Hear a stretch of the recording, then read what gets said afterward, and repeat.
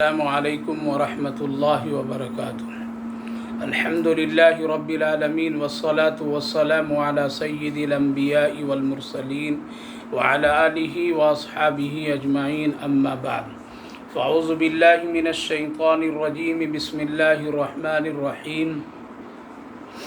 یا ایہا الذین آمنوا ان جاءکم فاسق بنبأ فتبینوا ان تصیبوا قوما بجہالۃ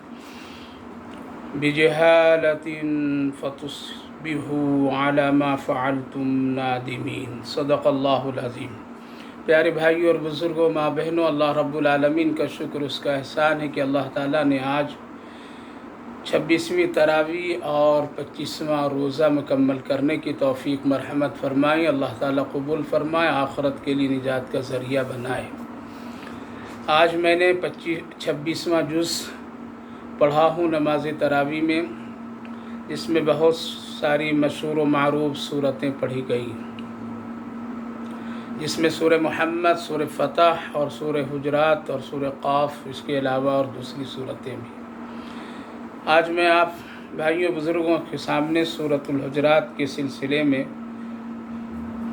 کچھ عرض کرنا چاہتا ہوں، چونکہ سورہ حجرات ایک بہت ہی مشہور و معروف صورت ہے، جس میں اللہ تعالیٰ نے ہم سب کے لیے ایک بہت ہی اہم احکامات، جس کا تعلق عقیدے سے بھی ہے، معاملات و معاشرات سے بھی ہے، جس کی بنیاد پر ہم سب کو اپنی زندگی کو ڈھالنا چاہیے اور عمل کرنا چاہیے۔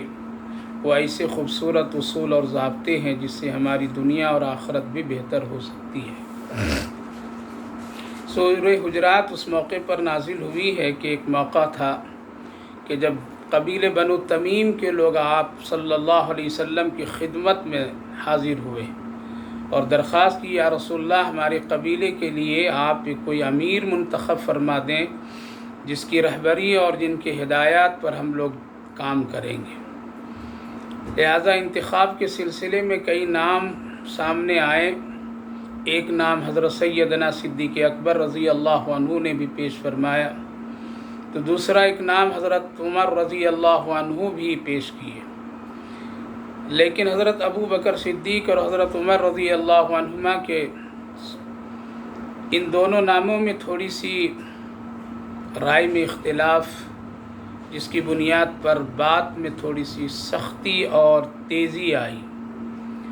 اللہ رب العالمین کو یہ ادا دونوں کا پسند نہیں آیا، تو اس صورت پاک کو نازل فرما کر کے اس طرف توجہ دلائے، یا ایھا الذین آمنوا لا ترفعوا اصواتکم فوق صوت النبی، کہ کہیں تم میرے لاڈلے محبوب صلی اللہ علیہ وسلم کے سامنے تم اس طرح کی آواز بڑھا کر کے بلندی کے ساتھ گفتگو کر دو تو کہیں میں ناراض ہو جاؤں اور تجھے اس کی خبر بھی نہ ہو اور تیرے اعمال سب بیکار اور برباد کر دیے جائیں، تو یہ بہت ہی نقصان کی بات ہوگی۔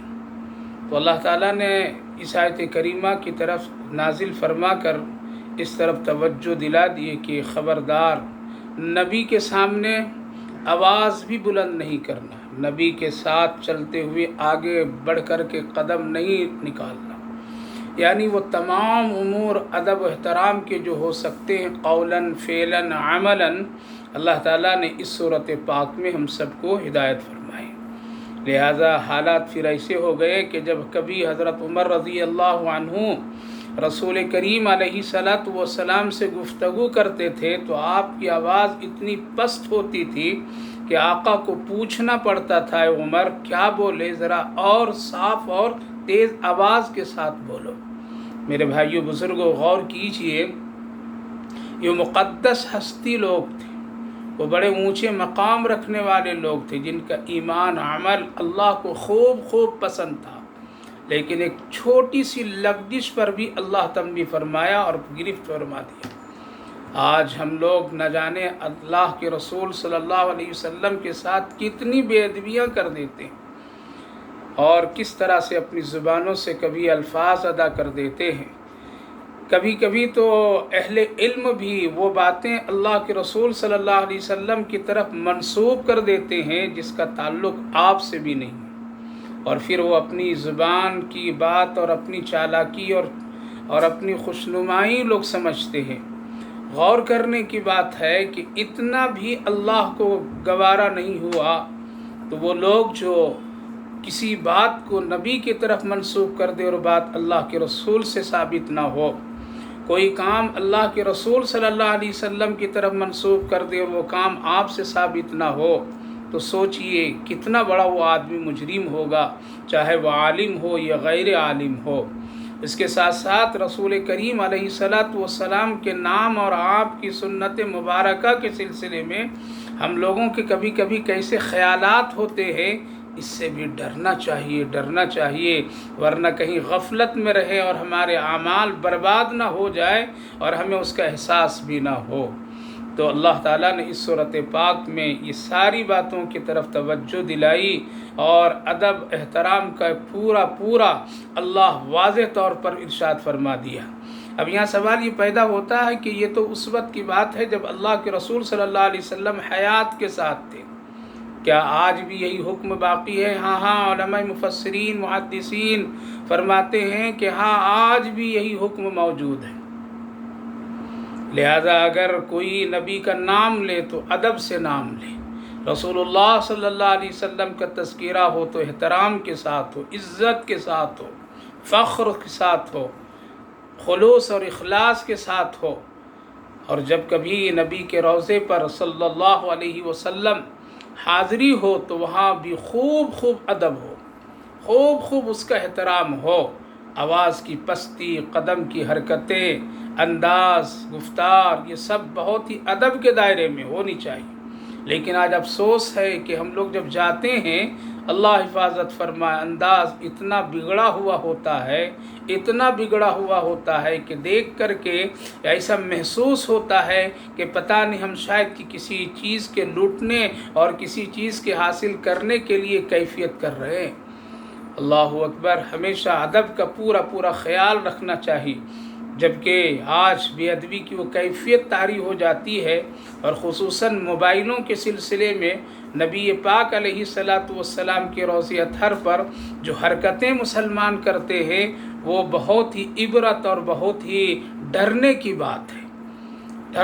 بات ہے۔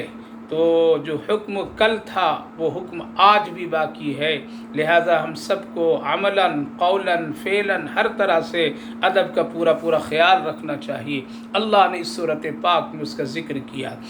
جو آیت کریمہ میں نے تلاوت کی ہے میرے بھائیوں، بزرگوں، ماں بہنوں، یہ بھی بہت ہی ہماری معاشرتی زندگی سے تعلق رکھتی ہے۔ اس آیت کریمہ کا بھی نزول کا واقعہ ہے کہ حضرت ام المومنین جویریہ رضی اللہ عنہا کے والد گرامی جب رسول اللہ صلی اللہ علیہ وسلم کی خدمت میں حاضر ہوئے اور ایمان و اسلام کی دولت سے مالا مال ہوئے تو آپ نے کچھ دن گزارا اور پھر اجازت چاہی، یا رسول اللہ ہم کو اب اپنی بستی اور قبیلے کے طرف جانے کی اجازت دے دیجئے، ہم وہاں جا کر کے آپ کی بات لوگوں کو بتائیں گے، سمجھائیں گے، دعوت دیں گے، نماز کی، زکوٰۃ کی، اور زکوٰۃ وصول ہم کر کے جمع کریں گے، آپ فلاں مہینے کی فلاں تاریخ میں اپنا قاصد بھیج دیجیے تاکہ زکوٰۃ کی رقم ہم آپ کی خدمت میں بھیج سکیں، جس سے دین اور اسلام اور ضرورت مندوں کی ضرورتیں پوری ہو۔ لہذا وہ چلے گئے، وہاں جا کے اپنے قبیلے، گاؤں، بستی میں پوری باتیں لوگوں کو سمجھائیں، لوگ زکوٰۃ دیں، ایمان لائیں، بہت سارے نیکی کا کام شروع ہوا۔ فلاں تاریخ جب آئی جس کا وعدہ ہوا تھا، اس تاریخ میں وہ قاصد پہنچ نہیں سکا۔ اللہ کے رسول صلی اللہ علیہ وسلم نے قاصد کو بھیجا، حضرت ولید بن عقبہ رضی اللہ عنہ کو۔ ان کا تعلق اس بستی اور وہاں کے قبیلے کے لوگوں سے تھا، جس کی وجہ سے ان کا انتخاب ہوا اور وہ چلے مدینہ طیبہ سے نکل کر کے۔ لیکن راستے میں ان کو ایک بات دلوں میں پیدا ہونے لگی کہ فلاں لوگوں سے میرے پہلے کچھ لڑائیاں ہیں، جھگڑے ہیں، کہیں ہم جائیں تو ہمارا قتل لوگ نہ کر دیں۔ ایک روایت تو یہ ہے، دوسری روایت یہ ہے کہ ادھر اس بستی کے لوگ اور حضرت ام المومنین جویریہ رضی اللہ عنہا کے والد حضرت حارث، وہ اپنے لوگوں کو لے کر کے پہاڑ پر چڑھ کر کے قاصد کا انتظار کر رہے تھے، آ رہا ہے یا نہیں۔ استقبال کے لیے لوگ بستی سے نکل کر کے آواز دیتے تھے، کہاں ہے، آ رہا ہے کیا، کوئی دکھائی دے رہا ہے کیا۔ پہلے زمانے میں موبائل سسٹم نہیں تھی، جس کی بنیاد پر اسی طرح استقبال اور اسی طرح کی نوعیتیں ہوتی تھیں۔ لیکن قاصد حضرت ولید بن عقبہ بیچ راستے ہی سے واپس آ گئے مدینہ، اور اللہ کے رسول صلی اللہ علیہ وسلم کی خدمت میں آ کر کے کہنے لگے، یا رسول اللہ، وہ لوگ تو زکوٰۃ دینے سے انکار کر دیا، اور وہ لوگ تو فلاں فلاں فلاں، لہٰذا ایک خبر آپ نے دے دی، جس کی بنیاد پر آپ نے پھر ایک قافلہ تیار فرمایا کہ جاؤ اس بستی میں اور وہاں کے لوگوں سے معلوم کرو، تحقیق کرو، اس کے بعد جہاد کرو۔ اس لیے وہ لوگ ایمان لانے کے بعد منکر ہوئے۔ اللہ کے رسول صلی اللہ علیہ وسلم کا بھی ایک قافلہ روانہ ہوا، ادھر سے اس تاریخ کے گزرتے ہوئے لوگوں میں بہت ہی تشویش ہونے لگی کہ پتہ نہیں رسول اللہ ناراض ہو گئے، جس کی وجہ سے قاصد نہیں بھیجے، چلو ہم ہی لوگ لے کر کے پہنچ جائیں۔ ادھر سے وہ لوگ چلے آ رہے ہیں، ادھر سے یہ قافلہ بھی چل رہا ہے، اور دونوں آمنا سامنا ہوا، پھر گفتگو ہوئی، حالات کی باتیں ساری سامنے آئیں۔ پھر وہ قافلہ لوٹ کر کے اللہ کے رسول صلی اللہ علیہ وسلم کی خدمت میں، اور وہ لوگ بھی حاضر ہوئے اور پوری صورتحال بتائے۔ اس کی ایک بڑی تفصیل ہے، اگر کسی کو تفصیلات حاصل کرنی ہے تو تفسیر کی کتابیں اٹھا کر کے دیکھیں، اس صورت پاک کی شان نزول کو دیکھیں، اس آیت کریمہ کے شان نزول کو پڑھیں، یہاں وقت اتنا نہیں ہے۔ لہٰذا پھر معاملہ درست ہوا، ٹھیک ہوا، اور سارے مسائل حل ہوئے۔ اللہ تعالیٰ نے اس آیت کریمہ میں اس طرف توجہ دلائی، ایمان والو، اگر تمہارے پاس کوئی فاسق کوئی خبر لے کر کے آئے تو پہلے اس کی تحقیق کرو، غور و فکر کرو، آخری انجام تک پہنچو، اس کے بعد کوئی فیصلہ قائم کرو، ورنہ کہیں ایسا نہ ہو کسی کی جہالت کی بنیاد پر میں کوئی بڑا مسئلہ آ جائے اور پھر اس کے بعد تجھے شرمندگی اٹھانی پڑے۔ اس طرف اللہ نے توجہ دلائے، خدا نخواستہ اگر یہ معاملہ اللہ حل نہیں فرماتا اور دونوں قافلے کو آپس میں ملاقات نہیں کرواتا اور پھر دونوں کے دل کی باتیں سامنے نہیں آتی تو جنگ اور قتال کی نوبت آ جاتی۔ کتنے ایمان والے غفلت میں اور اس طرح کی کیفیتوں میں معاملہ شہید ہو جاتے اور پھر بہت بڑا حادثہ پیش آتا۔ تو اللہ تعالیٰ نے پوری امت کے لیے، قیامت تک لوگوں کے لیے اس بات کی طرف توجہ دلا دی، خبردار ایسی خبروں پر جب تک کہ تمہاری تحقیق نہ ہو جائے کوئی قدم نہ اٹھاؤ۔ میرے بھائیو بزرگوں، آج اس آیت کریمہ کو اگر ہم لوگ سامنے رکھیں اور ہم لوگ اگر دیکھیں تو اللہ حفاظت فرمائے، کتنی ایسی خبریں ہیں جس کا نہ سر ہوتا ہے نہ پیر ہوتا ہے، نہ اس کی کوئی حقیقت ہوتی ہے، اور ہم لوگ اس پر عمل اور اس کو اپنے دلوں میں اتنا یقین کے ساتھ بیٹھا لیتے ہیں جس کی بنیاد پر گھر گھر بدزن، دوست دوست بدزن، آپس میں لڑائی جھگڑے ٹکراؤ کی کیفیتیں پیدا ہو جاتی ہے۔ فلاں نے یہ کہا، اس نے یہ کہا، اس نے خبر دی، وہ آیا، ہم تحقیق بالکل نہیں کرتے ہیں اور عمل ہم شروع کر دیتے ہیں۔ اللہ تعالیٰ نے منع فرمایا، خبردار تحقیق سے پہلے جب تک کہ تجھے اس پر یقین نہ ہو جائے اس سے پہلے کوئی قدم نہیں اٹھاؤ، ورنہ تمہیں نقصان ہوگا۔ اللہ نقصان سے بچانا چاہتا ہے، شرمندگی سے بچانا چاہتا ہے۔ آج ہم لوگ اس پر عمل نہیں کرتے ہیں، سنی باتوں پر، سنائی باتوں پر، اڑی ہوئی خبروں پر ہم لوگ یقین پیدا کر لیتے ہیں، اتنا کر لیتے ہیں کہ اگر ایک دین کا بھی مسئلہ ہوتا ہے اور اگر ٹی وی کی اسکرینوں پر میں وہ بدظن لوگ اور بد کردار لوگ جس کا دین اسلام سے کوئی تعلق نہیں ہوتا ہے، رٹی رٹائی باتیں کوئی کہہ دیتے ہیں، اور پھر اس کے مقابلے میں اگر صحیح اور حقیقی چیز اگر کوئی عالم دین بتاتا ہے تو آج ہم ماننے کے لیے تیار نہیں ہوتے ہیں اور اس پر ہم یقین کر لیتے ہیں۔ کبھی کبھی تو ایسا بھی ہوتا ہے کہ کوئی ہمارے گھر اور خاندان اور تعلقات کے متعلق بھی یا اپنی ذات کے متعلق بھی کوئی خبر لا کر کے اڑا دیتا ہے، ہم اس سے سن کر کے بغیر تحقیق کے، بغیر بات کیے ہوئے ہم بدظن ہو جاتے ہیں، اور ہم اس پر میں ایک ایسا عمل شروع کر دیتے ہیں کہ کہہ دیتے ہیں کہ موت تک ہم اس کے ساتھ اب نہیں میرے بھائیو بزرگوں، اللہ رب العالمین نے منع فرمایا۔ آج اسی بنیاد پر میں رشتہ ٹوٹا ہوا ہے، ہم لوگ ٹوٹے ہوئے ہیں، ایک دوسرے سے نفرت کرتے ہیں، ایک دوسرے سے تعلقات خراب کر لیتے ہیں، یہاں تک کہ دین، ایمان، اسلام، شریعت کے مسائل کے سلسلے میں اسی اڑی ہوئی خبروں پر ہم یقین کر کے ہم لوگ بدظن ہو جاتے ہیں عالم علماء سے، اور اپنے دلوں میں ایک ایسی رائے قائم کر لیتے ہیں کہ اس سے خبر بھی نہیں ہے اور ہمارا گناہ بڑھتا جاتا ہے، نیکیاں گھٹتی چلی جاتی ہے۔ لہذا اللہ رب العالمین نے تنبیہ فرمایا، اور غور کیجئے کہ اگر یہ اللہ نہیں کرتا اور پھر اس کی حقیقت اور تحقیقی مسائل سامنے نہیں آتے تو نبی کے زمانے میں نبی کے رہتے ہوئے کتنا بڑا حادثہ ہو جاتا۔ اسی لیے حکم ہے، اسی لیے صحابہ کرام رضوان اللہ عنہم اجمعین اس وقت تک کہ کوئی معاملہ اور کوئی قدم نہیں اٹھاتے تھے جب تک کہ کوئی ان کے سامنے تحقیقی بات سامنے نہ آ جائے۔ آج موبائلوں کی وجہ سے بڑا فتنہ ہے۔ آج ہم اڑی خبروں پر، اور یہ صرف ایک مسلمان ہی نہیں، غیر مسلمان بھی اس میں مبتلا ہے، ملک بھی مبتلا ہے، اجتماعی، انفرادی، ملکی، ہر حالت میں ہم لوگ سب مبتلا ہیں۔ اس کی ایک ہی وجہ ہے کہ ہم دور کی باتوں کو سمجھ لیتے ہیں، لیکن ہمارے قریب کے لوگ ہوتے ہیں اور ہمارے بالکل نظروں کے سامنے ہوتے ہیں، لیکن ہم اس سے گفتگو کر کے ان سے مسئلے کا حل نہیں کر لیتے ہیں، اس سے پہلے ان سے رشتہ، ناتا، سب کچھ توڑ بیٹھتے ہیں۔ یہی ہے علامت قیامت کہ اللہ کے حبیب صلی اللہ علیہ وسلم نے ارشاد فرمایا، قرب قیامت میں لوگ دنیا کی خبر رکھیں گے لیکن اپنے پڑوسی اور اپنے قریب کے لوگوں کے بارے میں اس کو کچھ معلوم نہیں ہوگا۔ آج یہی باتیں ہیں جس سے ہم لوگ نفرتوں میں زندگی گزار رہے ہیں۔ صحابہ کرام رضوان اللہ عنہم اجمعین کا یہ عمل ہوتا تھا کہ جب تک کہ وہ تحقیق نہیں کر لیتے تھے، صاحب معاملات سے وہ مل کر کے اس مسئلے کا حل نہیں کر لیتے تھے،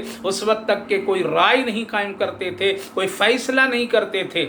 حضرت امیر المومنین عمر فاروق رضی اللہ عنہ کے خدمت میں جب حضرت ابو عبیدہ بن جراح رضی اللہ عنہ جو گورنر تھے ملک شام، فلسطین، ان علاقوں کے، جب وہاں کے لوگوں نے آ کر کے شکایت کی، امیر المومنین آپ جس کو گورنر بنا کر کے بھیجیں ان میں 3 خرابیاں ہیں، آپ ان کو بدل دیجئے، ہٹا دیجئے، دوسرا کوئی ہمیں امیر مقرر فرما دیجئے، گورنر عطا کیجئے۔ حضرت امیر المومنین رضی اللہ عنہ نے کہا کہ کیا ہے وہ 3 باتیں؟ ان لوگوں نے 3 شکایتیں کی کہ امیر المومنین، ایک تو مسئلہ یہ ہے کہ وہ مہینے میں بھی ایک مرتبہ چھٹی کرتے ہیں، جمعہ کو بھی چھٹی کر لیتے ہیں، یہ 2۔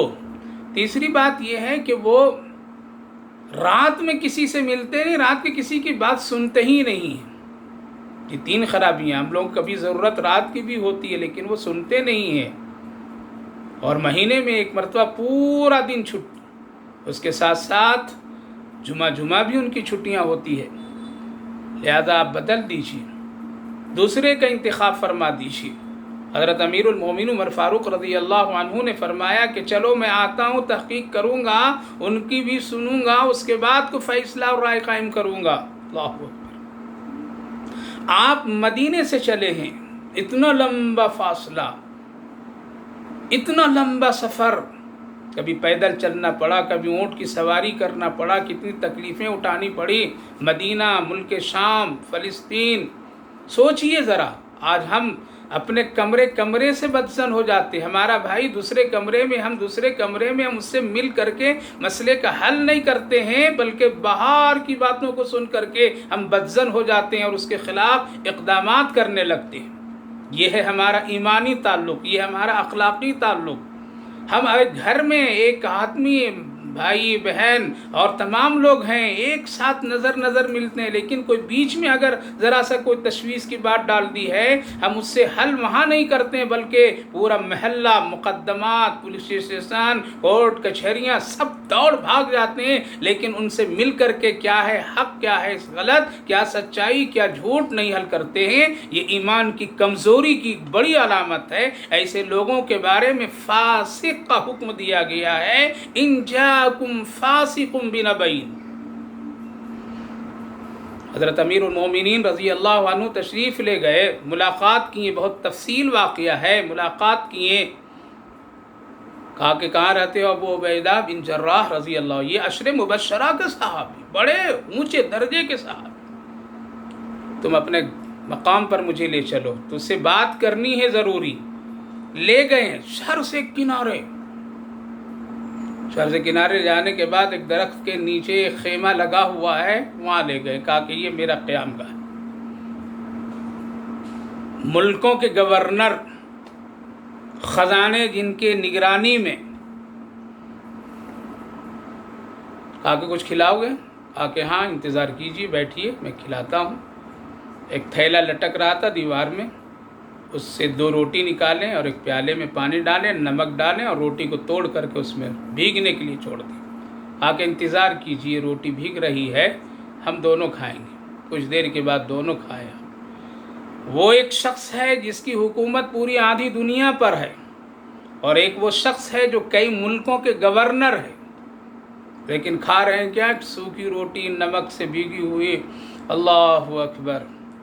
آ کر کے کھانا سے فارغ ہوئے تو پوچھا، ابو عبیدہ 3 مسئلے کے لیے حاضر ہوا ہوں، اتنا لمبا سفر۔ اسی لیے کہا جاتا ہے کسی نیکی حاصل کرنے کے لیے، کسی جھگڑے کو ختم کرنے کے لیے، کسی بدزنی کو مٹانے کے لیے اگر آپ کو جانا پڑے، اس کے سلسلے میں محنت کرنی پڑے، قسم خدا کی رب سے یہ امید ہے کہ اس پر نیکی اور اللہ اجر عطا فرمائے گا۔ اس کے بعد انہوں نے پوچھا، یہ 3 شکایتیں تمہاری پہنچی ہے، ایک تو یہ ہے کہ مہینے کی بھی چھٹی، دوسری شکایت یہ جمعہ کی بھی چھٹی، اور تیسری شکایت یہ ہے کہ تم رات میں کسی کی بات فریاد نہیں سنتے ہو، آخر وجہ کیا ہے؟ اور 1-2 سوالات کے بارے میں علماء ذکر کرتے ہیں، لیکن یہ 3 اہم پر میں گفتگو کرنا چاہتا ہوں۔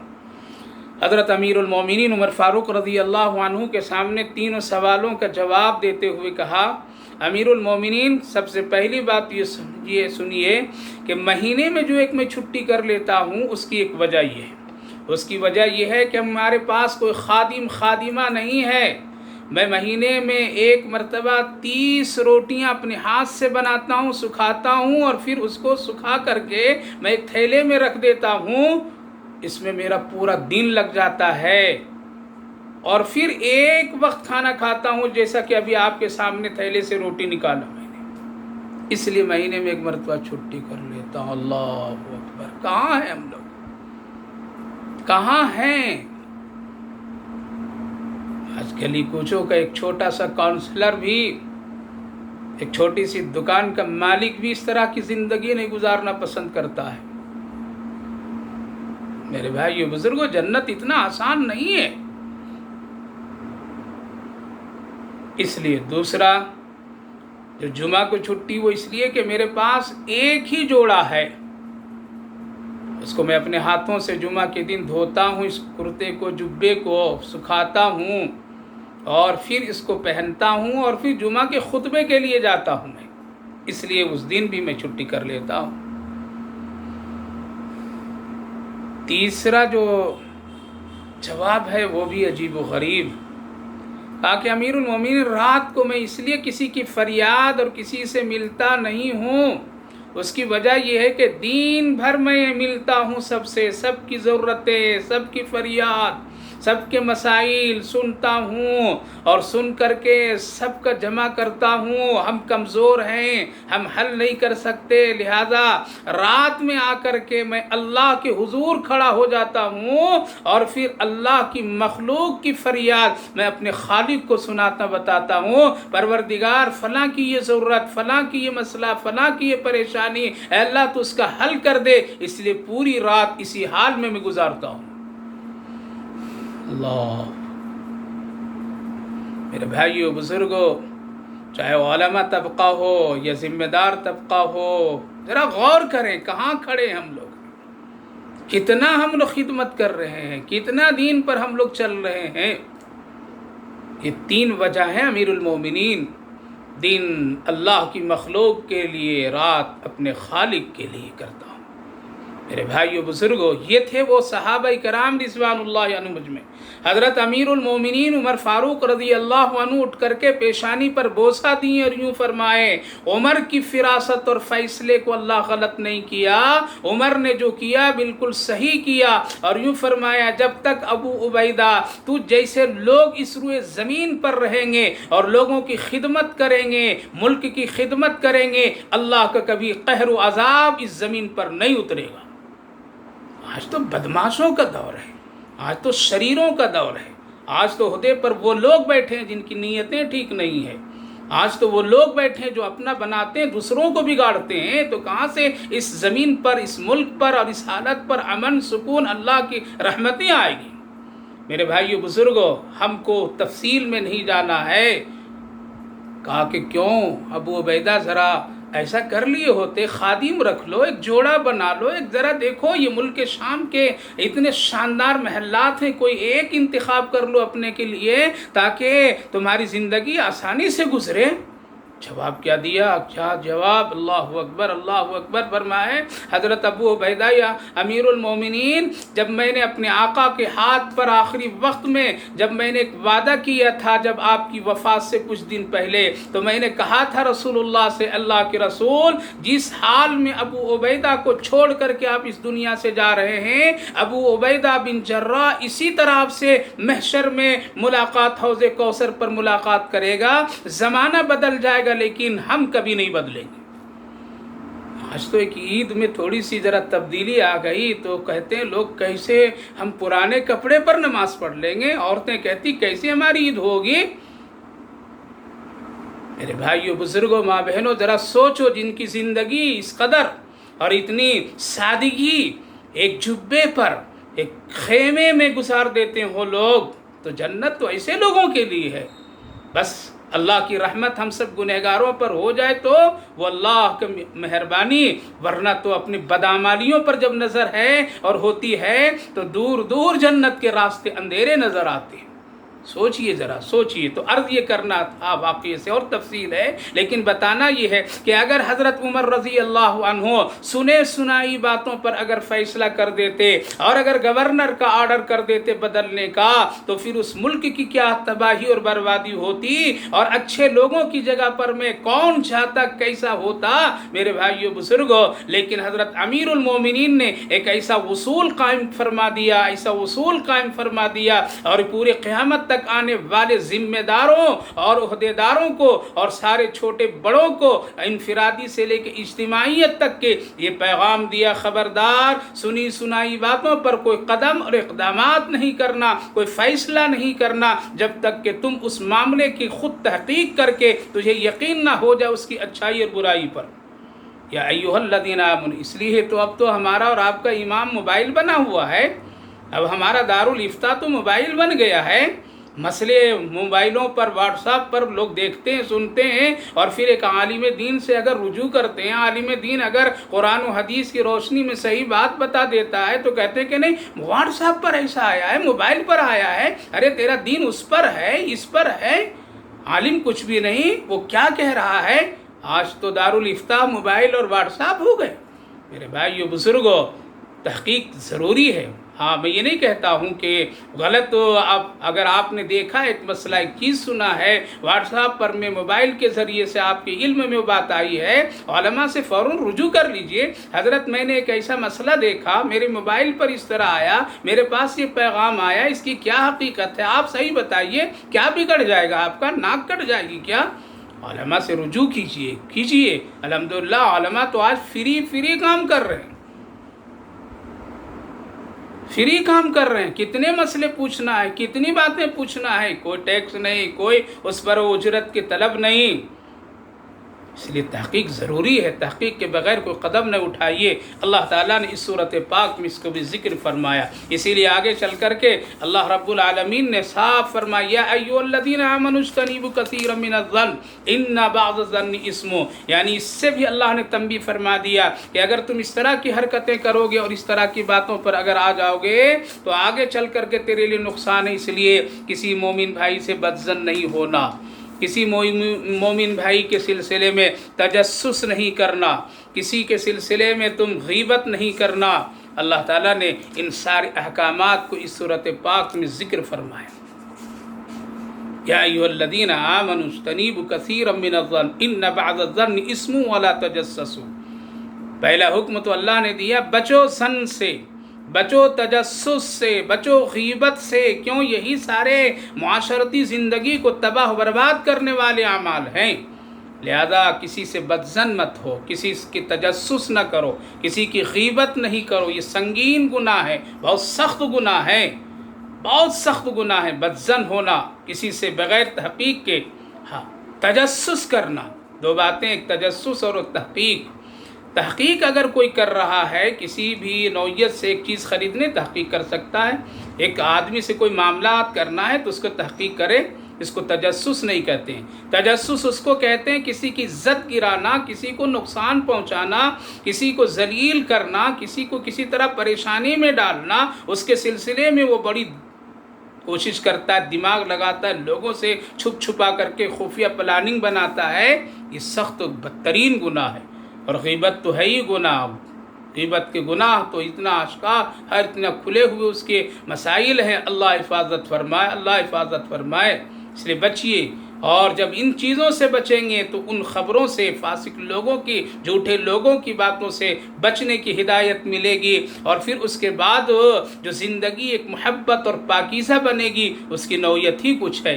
آج میرے بھائیوں، بزرگوں، ماں بہنوں، ہم لوگ ان سارے گناہوں میں مبتلا ہیں، جس کے لیے اللہ رب العالمین نے اس سورۃ پاک میں نازل کر کے ہم سب کو تنبیہ فرما دیا، خبردار یہ نہیں کرنا، جس کا ایک بہت ہی لمبا واقعہ چلا۔ یا ایھا الذین آمنوا لا یسخر قوم من قوم۔ اسی طرح اللہ نے حکم دیا، خبردار کسی کا تم مذاق مت اڑاؤ، اس کی تحقیر نہ کرو، اس کو اس کی عزت سے مت گراؤ، کسی کے نام بھی مت بگاڑ کر کے لو، ورنہ کہیں ایسا نہ ہو ایمان لانے کے بعد ان کاموں کی وجہ سے، ان حرکتوں کی وجہ سے تمہارے ایمان بیکار برباد نہ ہو جائیں۔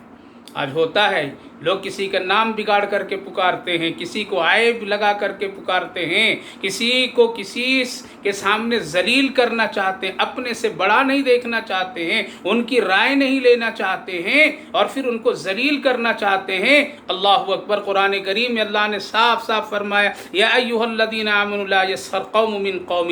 ایک عام مزاج ہے ہمارا اور آپ کا میرے بھائیو بزرگوں، نہیں ہم نماز پڑھتے ہیں، ہم روزہ رکھتے ہیں، پورے رمضان مہینے میں بہت نیکی، سخاوت، صدقات کیے، یاد رکھیے ان سب کی قبولیت کا دار و مدار ان گناہوں سے بچنے کے بعد ہے۔ ایسا نہیں ہے کہ آپ مسجد میں نماز کو اچھی طرح پڑھیں، گھر میں تہجد پڑھ لیں اور یہ برائی بھی کریں، کسی کو ذلیل کریں، کسی کو رسوا کریں، کسی کی غیبت کریں، کسی کے پیچھے تجسس میں پڑے رہیں۔ یاد رکھیے یہ پھر نقصان ہے، نقصان ہے۔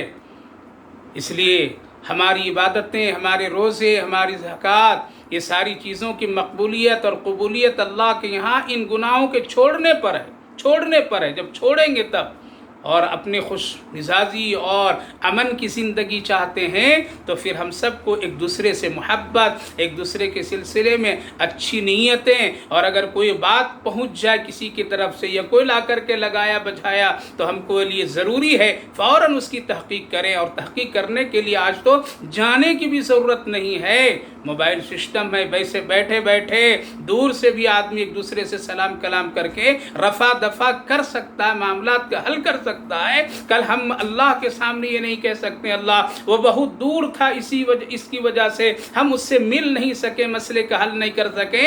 اللہ نے ایسی نعمتیں آج دے دی ہے، کل یہ عذر ہمارے اور آپ کے لیے قابل قبول نہیں۔ اس لیے اللہ تعالیٰ نے منع فرمایا، یا ایھا الذین آمنوا اجتنبوا کثیرا من الظن ان بعض الظن اسم ولا تجسسوا ولا یغتب بعضکم بعضا۔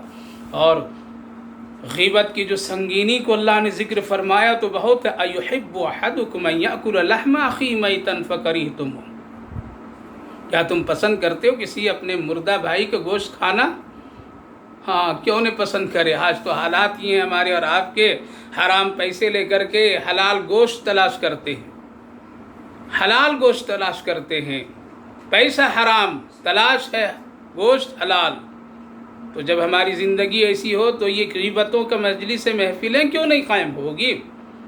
کیوں نہیں قائم ہوگی؟ اللہ نے صاف ایک مثال دی، اگر کوئی مفتی کہتا، کوئی عالم کہتا کیا تم پسند کرتے مردہ بھائی کا گوشت کھانا، آپ اس سے ناطہ توڑتے، اس کو برا بھلا کہتے، اس کو کچھ نہ کچھ کہتے کہ یہ کتنا بدتمیز آدمی ہے، کتنا گندی بات کرتا ہے، مردے کی تذکرہ کرتا ہے، اللہ فرما رہا ہے غیبت اتنا سنگین جرم ہے، سنگین جرم ہے۔ پیارے آقا کی خدمت میں ایک صحابی رسول صلی اللہ علیہ وسلم حاضر ہوئے، آپ نے ارشاد فرمایا گوشت کھا کر کے آئے ہو کیا؟ اللہ کے رسول کی خدمت میں پہنچ کر کے جب یہ سوال و جواب ہوئے تو کہنے لگے یا رسول اللہ برس مہینوں گوشت نصیب نہیں ہوا، اے اللہ کے رسول کہاں سے میں گوشت کھا کر کے آیا ہوں؟ کہا کہ نہیں کھائے ہو تم؟ کہا کہ نہیں یا رسول اللہ نہیں کھایا ہوں۔ وہ انکار پر انکار کر رہے، اللہ کے رسول فرما رہے نہیں کھائے ہو، کھائے ہو، یہاں تک کہ آپ نے فرمایا کہ تمہارے منہ میں گوشت لگا ہوا ہے اور تازہ تازہ ہے۔ معرفت میں نظر آ جاتی ہے، نگاہ نبوت دیکھ لیتی ہے، اللہ کے ولی دیکھ لیتے ہیں۔ آج بھی الحمدللہ بہت سارے ایسے لوگ ہیں جو گناہوں کو دیکھ لیتے ہیں اور اشارہ سے ان کو تنبیہ کر دیتے ہیں۔ جس طرح سے حضرت امام ابو حنیفہ علیہ الرحمہ کو یہ بات اور یہ مسئلہ سامنے اور یہ نظر آ جا کرتے تھے کہ وضو کے قطرات سے کون کون گناہ ٹپکتا ہے، تو نبی کو کیوں نہیں آ جاتا؟ صرف پوچھا نہیں تمہارے منہ میں تازہ گوشت نظر آ رہا ہے مجھے۔ وہ کہنے لگے یا رسول اللہ نہیں نہیں، تو آپ نے پھر فرمایا کیا تم نے کسی کی غیبت کیا ہے؟ کہا کہ ہاں یا رسول اللہ ایسا مجھ سے ہوا۔ میرے بھائیو بزرگوں، آج کتنے مردے کے گوشت کھا رہے ہو، کتنے ہم لوگ غیبتوں کے ذریعے سے اپنے نیکی کو برباد کر رہے ہیں، اللہ منع فرمایا۔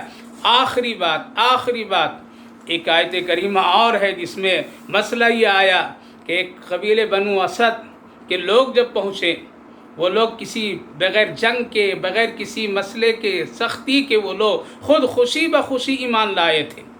تو ایک موقع آیا تھا کہ کسی مسئلے میں اللہ کے رسول صلی اللہ علیہ وسلم کے سامنے ان کا کوئی مسئلہ آ گیا تھا جس پر بات چیت ہو رہی تھی، تو ان لوگوں نے احسان کے طور پر میں یہ کہہ دیا تھا یا رسول اللہ ہم لوگ تو اسلام لائے ہیں اور آپ پر احسان گویا کہ کر دیا، بغیر کسی دعوت کے، بغیر کسی مشقت کے، خوشی سے ہم لوگوں نے آپ کی بات مان کر کے اسلام کو قبول کر لیا، تو ہمارے ساتھ تو یہ نرمی کا معاملہ ہونا چاہیے۔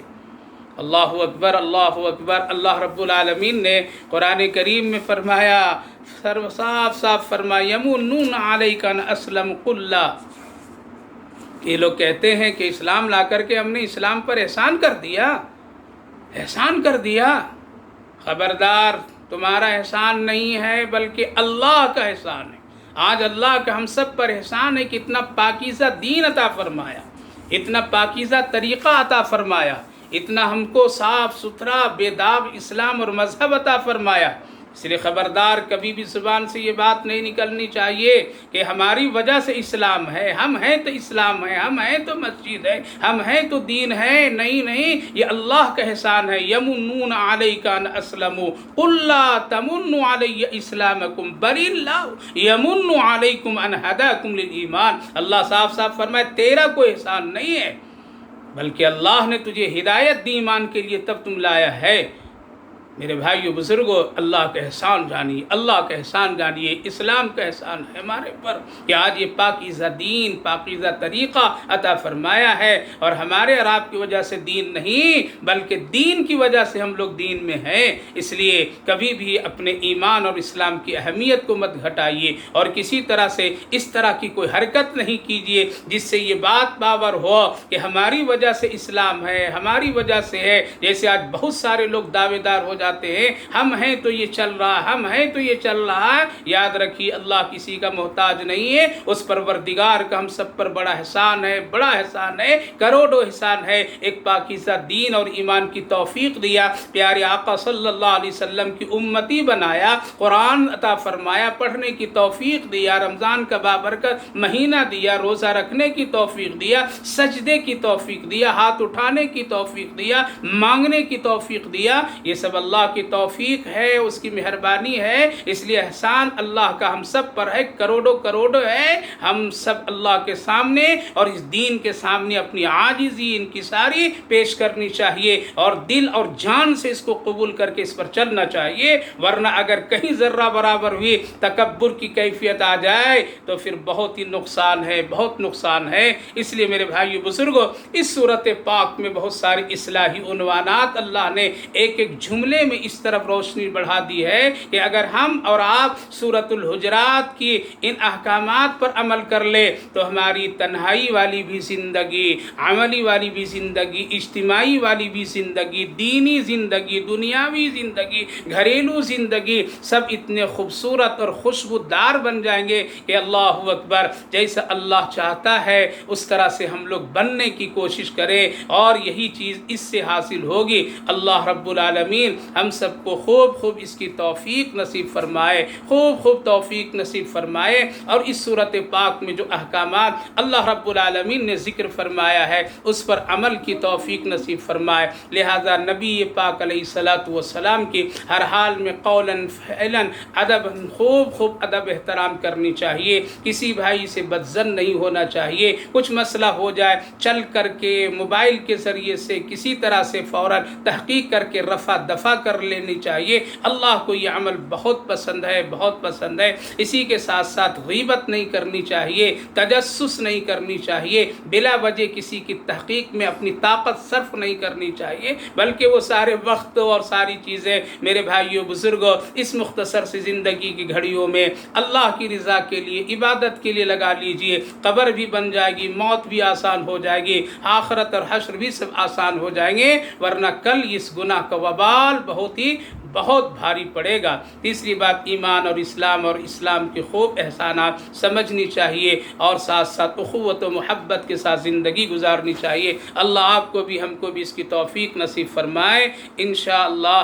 اب جو رات آ رہی ہے جس کو ہم اور آپ وہ نام سے شب قدر کہتے ہیں، 27ویں شب جو 26 روزہ مکمل کرنے کے بعد وہ بڑی اہمیت کی حامل رات ہے، بہت اہمیت کی حامل رات ہے، جس کے انتظار میں پوری امت رہتی ہے۔ میرے بھائیو بزرگوں، اس رات کی تیاری اور اپنے آپ کو فارغ کر لیجئے، اور ایک پوری رات بالکل اس وقت تک کہ اللہ کے حضور اور رضا کے لیے عمل کیجئے، قرآن کریم کی تلاوت کیجئے، رسول پاک پر درود بھیجئے، ساتھ ساتھ صلاۃ التسبیح پڑھیے، ذکر و اذکار کی محفل لگائیے، اور ساتھ ساتھ تہجد کی پابندی کیجئے، اور کم سے کم ایک آدھا گھنٹہ خوب روئیے، اللہ کے سامنے گڑ گڑائیے۔ انشاءاللہ آج رو لیں گے تو پوری زندگی اللہ خوشیاں عطا فرمائے گا۔ اللہ آپ کو بھی توفیق دے، سارے ماں بہنوں بھائیوں بزرگوں کو بھی توفیق دے، ہمیں بھی توفیق دے، آمین یا رب العالمین۔